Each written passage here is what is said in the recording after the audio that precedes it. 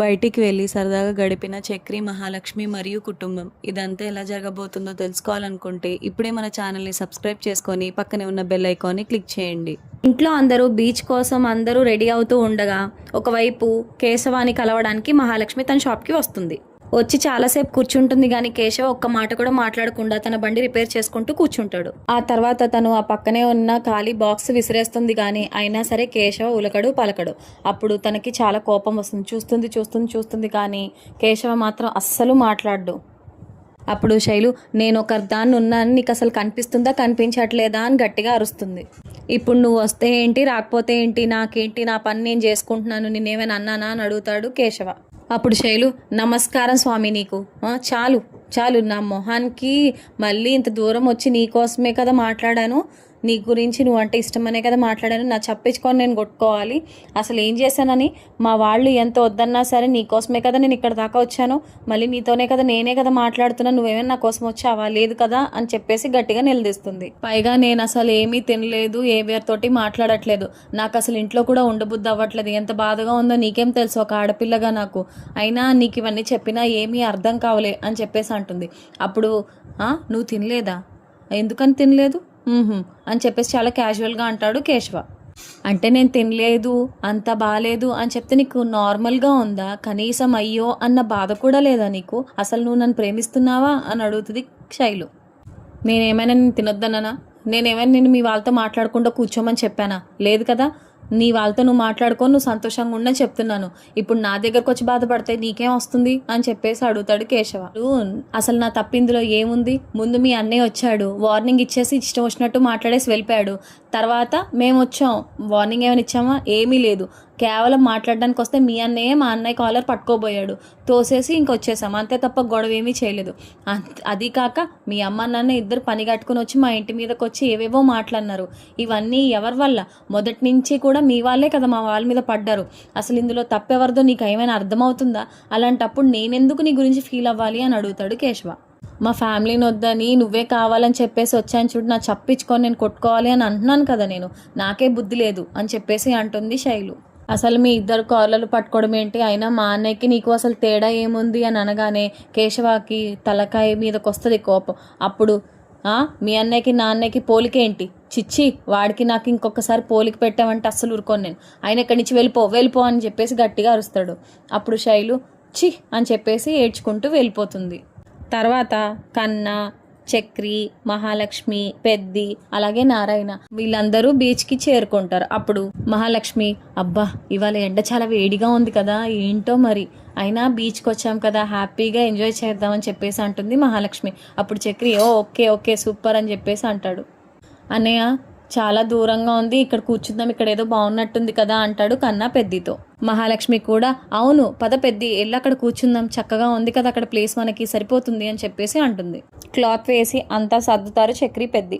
అప్పుడు నారాయణ, సరే అయితే మీరు ఇక్కడ కూర్చోండి, నేను ఇప్పుడే వస్తానని చెప్పేసి వెళ్తాడు. అప్పుడు అందరూ కూర్చున్నప్పుడు మహాలక్ష్మి అంటుంది, అబ్బా పెద్ది వెళ్ళి కాస్త తడుద్దామా, నేను ఇన్నిసార్లు బీచ్కి వచ్చాను కానీ ఒక్కసారి కూడా తడవనివ్వలేదు నన్ను, ఇప్పుడు నాకెందుకో బాగా బీచ్లో ఆడుకోవాలని ఉందని చెప్పేసి అంటుంది మహాలక్ష్మి. అప్పుడు పెద్ది, నీకు ఈత కొట్టడం వచ్చా అమ్మా అని అడుగుతాడు. నాకా ఈత రాదు పెద్ది అంటుంది. అప్పుడు పెద్ది, అలా అయితే అస్సలు వద్దమ్మా, మంచిది కాదు, అలలు బాగా ఎక్కువ వస్తున్నాయి, అవి గనక లోపలికి లాగేసుకున్నాయి అనుకో రావడం చాలా కష్టం, చక్కగా వెళ్ళి ఎంజాయ్ చేయొచ్చమ్మా, ఇప్పుడు వద్దమ్మా అంటాడు పెద్ది. అబ్బా పెద్ది నేనేమి లోపలికి అంటే వెళ్ళిపోను పెద్ది, బయట నుంచే కాస్త తడుస్తాను అంతే అని చెప్పేసి అంటుంది మహాలక్ష్మి. అలా అయితే పర్వాలేదు కానీ లోపలికి మాత్రం ఎట్టి పరిస్థితిలో వెళ్ళొద్దు అంటాడు పెద్ది. సరే పెద్ది పద వెళ్దాం, వెళ్ళి మంచిగా ఎంజాయ్ చేసి వద్దాం అని చెప్పేసి అంటుంది. నేను రానమ్మా, మీరు వెళ్ళండి, మీ ఫోన్లు ఏమైనా ఉంటే ఇక్కడ పెట్టేసి వెళ్ళండి, నేను చూసుకుంటూ ఉంటాను, మీరు వెళ్ళండి కానీ జాగ్రత్త అంటాడు పెద్ది. అప్పుడు మహాలక్ష్మి, అదేంటి పెద్ది రావచ్చు కదా సరదాగా అంటే, వద్దమ్మా నేను ఇక్కడ కూర్చుంటాను, మీరు వెళ్ళండి అంటాడు పెద్ది. అప్పుడు వెళ్ళండి, నేను ఇక్కడి నుంచి మిమ్మల్ని చూస్తాను అంటాడు పెద్ది. అప్పుడు చక్రి, ఆగండి మహాలక్ష్మి గారు, డ్రెస్ అనేది తడిచిపోద్ది కదా, ఇంకో డ్రెస్ కూడా తెచ్చుకోలేదు కాబట్టి కొంచెం ప్యాంట్ పైకి అనుకొని అప్పుడు పదండి వెళ్దాము ఆడుకోవడానికి అని చెప్పేసి అంటాడు. సరే అని చెప్పేసి మహాలక్ష్మి కూడా అదే పని చేస్తుంది. కన్నా, చక్రి, మహాలక్ష్మి ముగ్గురు ఆడుకుంటూ ఉంటే ఇక్కడి నుంచి పెద్ది ఆ వీడియోని రికార్డ్ చేస్తూ ఉంటాడు. వాళ్ళు ముగ్గురు ఆడుకోవడం చూసి చాలా సంతోషిస్తాడు పెద్ది. మహాలక్ష్మి ఆడుతూ ఒకసారి పెద్ది వైపు చూస్తుంది. అబ్బా అయినా కన్నా నాకెందుకో పెద్దిని కూడా తీసుకొస్తే బాగుండు అనిపిస్తుంది. అడిగితే ఏమో రావట్లేదు, నువ్వైనా తీసుకురావచ్చు కదా, ఏ చక్రి నువ్వు కూడా ఉన్నావు కదా, ఇద్దరు కలిపి తీసుకురావచ్చు కదా అని అడుగుతుంది. అప్పుడు చక్రి ఏదంతా పని రే కన్నా పదరా అని చెప్పేసి ఇద్దరు కలిసి నడుచుకుంటూ పెద్ద దగ్గరికి వస్తారు. అప్పుడు పెద్ది ఏమ్మా ఆడుకొని వచ్చేసారా, అబ్బా మీ కాళ్ళ దగ్గర మొత్తం తడిచిపోయాయి బట్టలు, పోన్లే ఈ ఎండకి ఆరిపోతాయిలే, ఏం కాదులే రండి వచ్చి కూర్చోండి అయితే అని చెప్పేసి అంటారు. అప్పుడు మహాలక్ష్మి నువ్వు కూడా రావచ్చు కదా పెద్ది, సరదాగా ఉంటుంది అని చెప్పేసి అంటుంది. అబ్బో నేను రానమ్మా ఏమనుకోకు అంటాడు. అప్పుడు చక్రి కన్నా ఇద్దరు రే కన్నా పదరా అన్నయ్యని పట్టుకొని తీసుకెళ్ళిపోదాం అని చెప్పేసి ఇద్దరు పట్టుకొని తీసుకొచ్చేస్తారు వాటర్ దగ్గర. ఇద్దరు కలిసి బీచ్లో చాలా చాలా ఎంజాయ్ చేస్తూ ఉంటారు. అయితే పెద్ది ఆడుతూ ఆడుతూ చక్రి వైపు అలాగే మహాలక్ష్మి వైపు చూస్తారు. వాళ్ళిద్దరు ఒకరి మీద ఒకరు నీళ్ళు జల్లుకుంటూ చాలా సంతోషంగా కనిపిస్తారు. అది చూసిన పెద్ది చాలా ఆనందపడతాడు. వాళ్ళిద్దరూ ఆనందంగా ఉండడం చూసి కన్నా అలాగే పెద్ది పక్కకు వచ్చేసి నించుంటారు. అప్పుడు మహాలక్ష్మి ఏ కన్నా రారా అని చెప్పేసి అంటుంది. లేదు లేదు వదిన, నాకు కొంచెం కాళ్ళు నొప్పిగా ఉన్నాయి, నేను మళ్ళీ వచ్చి జాయిన్ అవుతాను, నువ్వు చక్రి ఇద్దరు ఆడుకోండి అని చెప్పేసి అంటాడు. అప్పుడు సరే పెద్ది రా నువ్వు కూడా రా పెద్ది మనం ఆడుకుందామంటే, లేదమ్మా నేను కూడా ఇగో కన్నాకి ఆకలిస్తుందంటే కొంచెం ఏమైనా పెడతాను, మీ ఇద్దరు చక్కగా ఎంజాయ్ చేసి రండి అని చెప్పేసి ఇద్దరు వెళ్ళిపోయి వాళ్ళిద్దరూ ఆడుకోవడం, వాళ్ళిద్దరు ఎంజాయ్ చేయడం, చక్కగా నవ్వుకోవడం, కొట్టుకోవడం అలాగే నీళ్లు చల్లుకోవడం అన్నీ చూసి ఇద్దరు చాలా చాలా సంతోషిస్తారు. ఇక్కడే కూర్చున్న నారాయణ చుట్ట కాలుస్తూ ఉంటాడు. అప్పుడు పెద్ది వచ్చి నాన్న ఈ బీచ్లో అలా చుట్ట కాల్చకూడదు, ఆ పక్కకి ఎక్కడికైనా వెళ్ళి కాల్చుకోవచ్చు కదా అని చెప్పేసి అంటాడు పెద్ది. తర్వాత చక్రి మహాలక్ష్మితో అంటాడు ఇక్కడ అలలు చాలా ఎక్కువగా ఉన్నాయి, మనం అటువైపు వెళ్ళిపోదాం అని చెప్పేసి ఇద్దరు నడుచుకుంటూ వెళ్తే చక్రి మహాలక్ష్మి వైపు అలా చూస్తూనే ఉంటాడు. అప్పుడు కన్నా పెద్ద ఇద్దరు మాట్లాడుకుంటూ ఉంటారు. ఇందుకే కదా మన ఇద్దరం వాళ్ళిద్దరిని అక్కడ వదిలేసి మన ఇద్దరం ఇటు వచ్చేసింది, నాకు వాళ్ళిద్దరిని చూస్తే చాలా సంతోషంగా ఉంది అంటాడు. కరెక్ట్గా అప్పుడే నారాయణ వాళ్ళిద్దరిని చూసి అబ్బా భలే ఆడుకుంటున్నారని తను కూడా జాయిన్ అవుతానని వస్తాడు.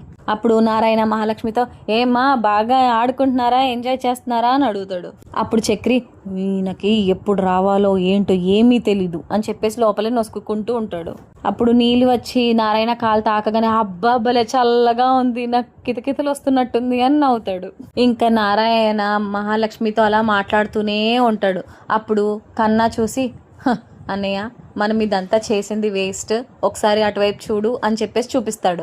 అప్పుడు నారాయణ వాళ్ళతో ఉండడం చూసి అదేంటి ఈయన ఇప్పుడు ఎందుకు వెళ్ళాడు, వాళ్ళిద్దరిని వదిలేసే కదా మనం కావాలని ఇటు వచ్చేసాము, ఈయనకు అసలు ఏ బుద్ధి లేదు, ఉండు నేను వెళ్ళి తీసుకొస్తానని, నాన్న ఇట్రా ఇట్రా ఏమైనా పెడతాను ఇట్రా తిందుగానని చెప్పేసి నారాయణని లాక్కుని వచ్చేస్తాడు పెద్ది.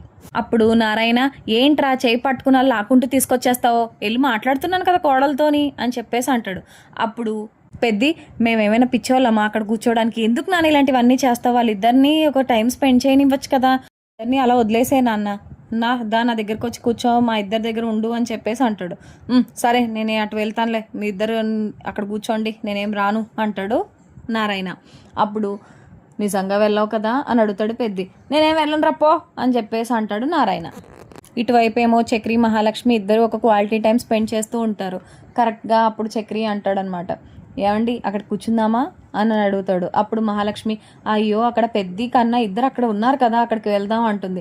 వాళ్ళు ఏం పర్లేదండి కొంచెం కాళ్ళు నొప్పి వస్తున్నాయి కదా కాసేపు కూర్చుని అప్పుడు వెళ్దాం అక్కడికి అంటాడు చక్రి. కరెక్ట్గా అప్పుడే చక్రి ఫోన్ బయటకు తీసి చూస్తాడు. ఏమండి ఇటు చూడండి అని చెప్పేసి చాలా హ్యాపీగా ఫీల్ అవుతాడు. ఏమైంది అని అడుగుతుంది. అప్పుడు చక్రి అదే మొన్న మనం ఇంటర్వ్యూ ఇచ్చాం కదా, వాళ్ళు మన వీడియో పోస్ట్ చేశారు, కింద కమెంట్స్ చూసారా, couple beautiful couple super couple made for each other అని చెప్పేసి అన్ని పాజిటివ్ కమెంట్సే ఉన్నాయండి అంటాడు చక్రి.